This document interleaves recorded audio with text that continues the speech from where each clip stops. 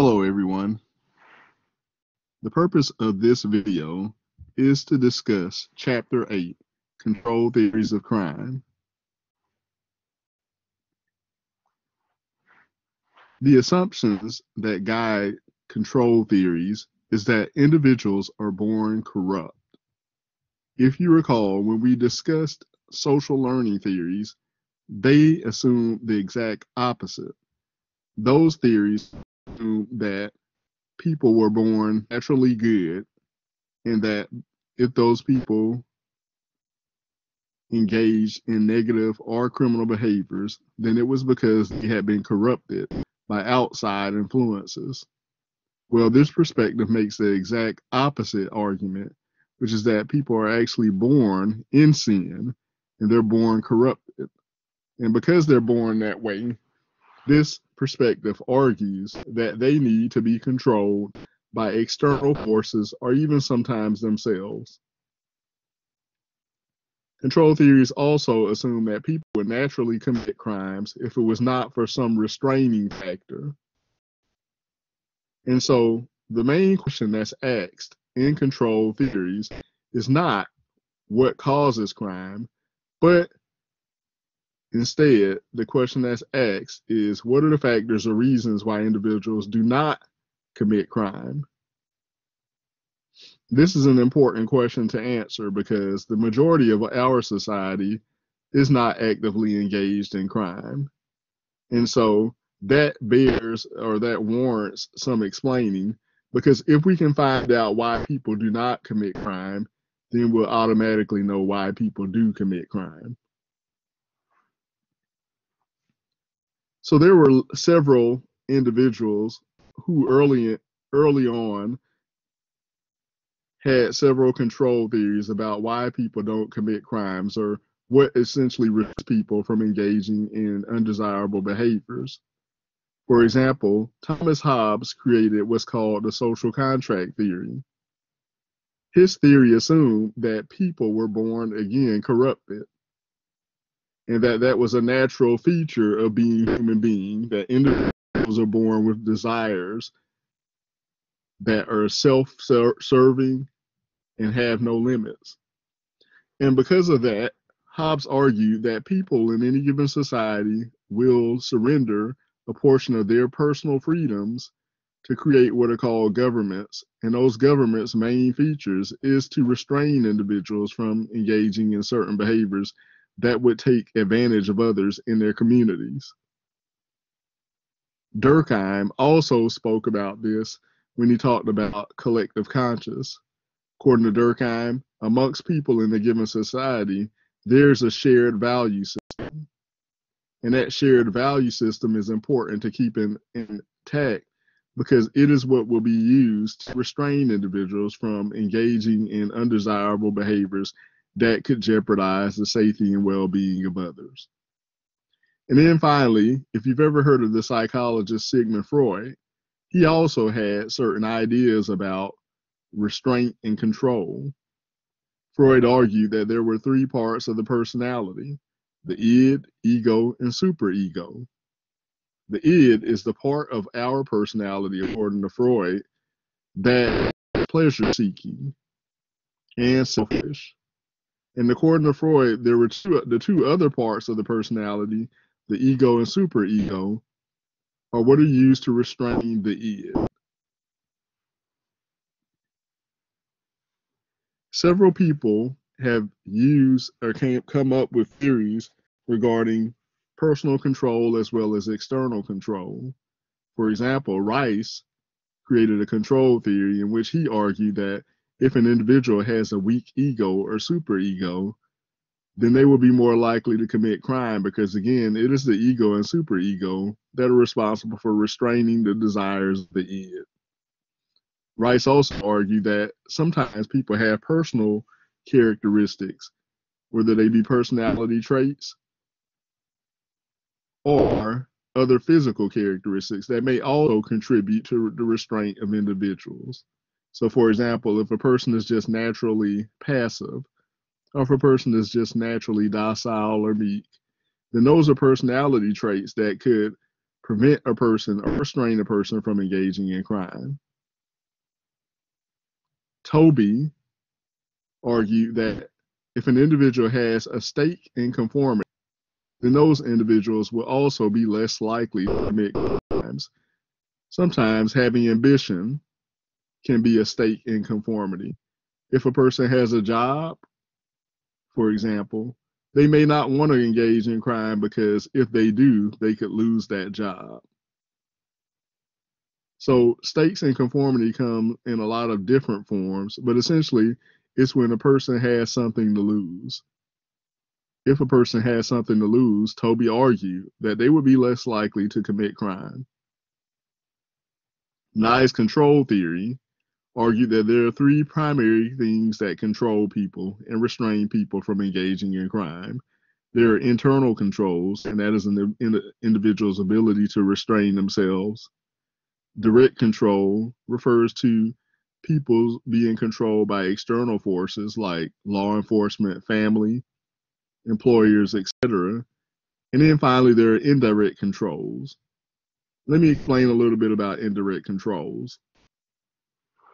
When you were a child, if you had a strong relationship with your parents, they didn't necessarily have to be in your close proximity or in the same room to be able to control you. Because whenever you thought about doing something that you knew they wouldn't approve of, you considered their feelings. You might have considered whether or not you would disappoint them. And that in and of itself might have convinced you not to engage in that behavior. Well, that's an example of indirect control. It's when somebody is not there physically to directly control you, but they are still there to control you because of the bond that you have with them.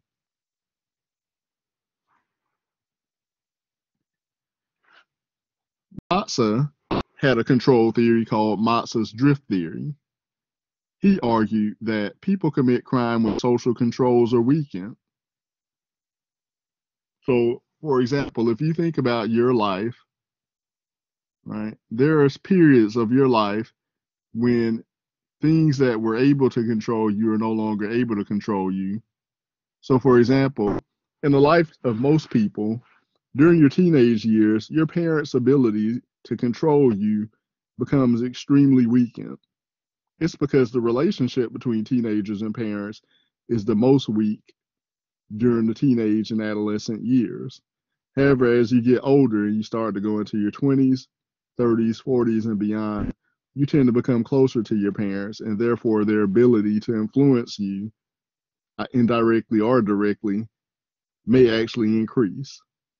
Because of these changing abilities to control you, Matza argued that people can constantly will drift in and out of crime based on the ability of those social control mechanisms to control you.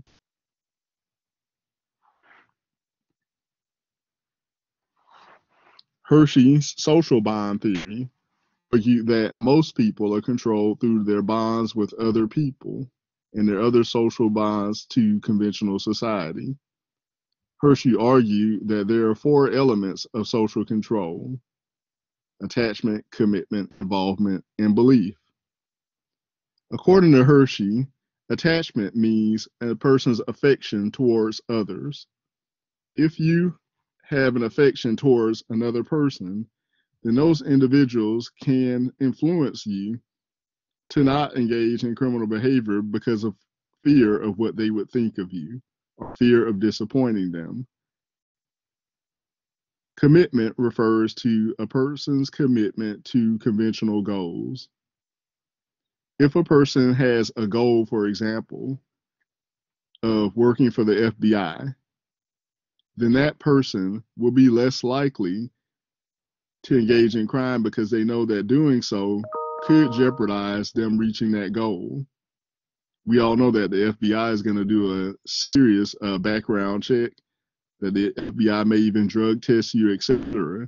And so a person's commitment to that goal of becoming an FBI agent could be a restraining factor in crime for that particular person. Involvement refers to involvement in conventional activities. So, for example, if a person is involved in the school marching band or a person is involved in the school football team, that person will spend so much time doing those things that they won't have time to commit crime. You ever heard the term idle hands are a devil's workshop? Well, involvement refers to that in particular. It's the argument that if people are involved in conventional healthy activities, then those people will not have time to engage in crime. And then lastly, the last element of social control or social bond theory that was created by Hershey is belief. And this is essentially a person's belief in the morality of the law. If you believe that the law is moral and just, and that it is only moral and just to follow the law, then you will also be less likely to commit crime.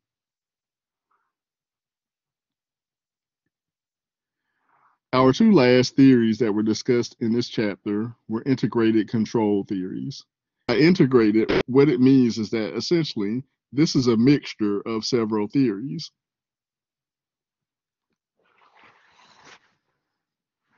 Tittle's control balance theory argued that there are two types of control that people experience.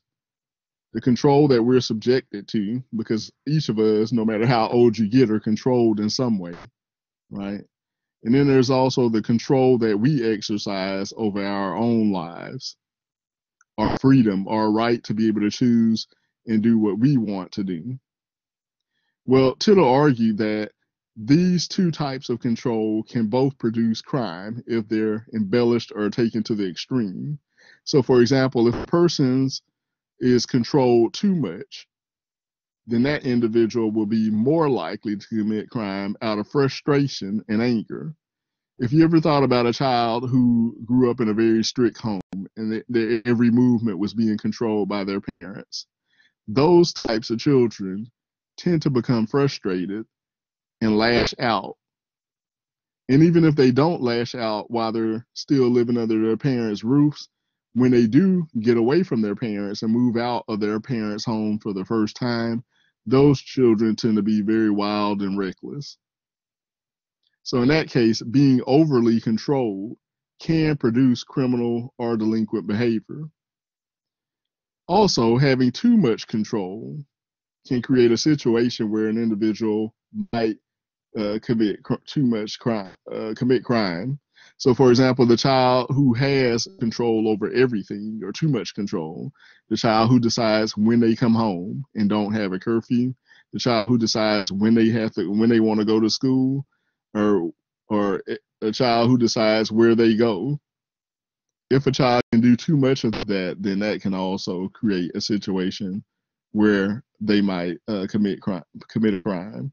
And so in Tittle's control balance theory, what he's essentially arguing is that there needs to be a balance between the two. A person needs to have a healthy level of control that they're subjected to, as well as a healthy level of control that they can exercise. And that when that balance is off, that person is at risk for engaging in criminal behavior. The final theory of control is Gottfredson and Hershey's low self-control theory. Low self-control refers to a person's ability to restrain themselves from committing crime when there's an opportunity to commit a crime. According to Gottfredson and Hershey, a person's self-control is essentially attained through child rearing or good parenting. And how do you describe good parenting? Well, good parenting is when a parent adequately supervises and disciplines their child. According to Gottfredson and Hershey, if a parent is adequately supervising and disciplining their child will develop a self-control by the age of 10. If a parent is not adequately supervising and disciplining their child, then that child will not develop self-control by age of 10.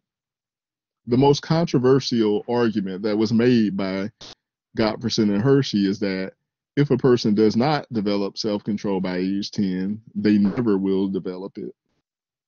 And essentially, they will grow up to be adults who have no self-control.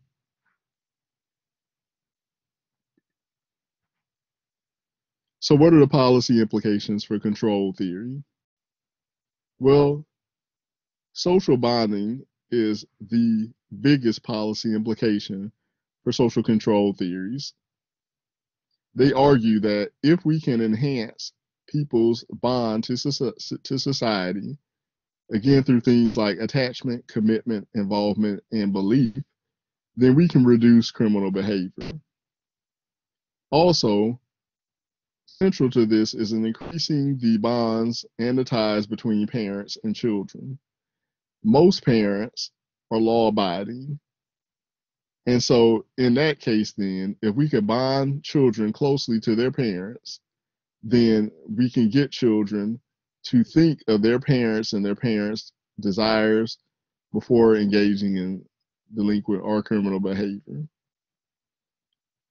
These were the theories that were discussed in this particular chapter, along with social learning theories. You'll know that I took out the social learning theories and separated them into a different week. That was because there was just so much to discuss here. But please read the pages that were listed on your course plan and send me any questions that you may have. Thank you for listening to this video.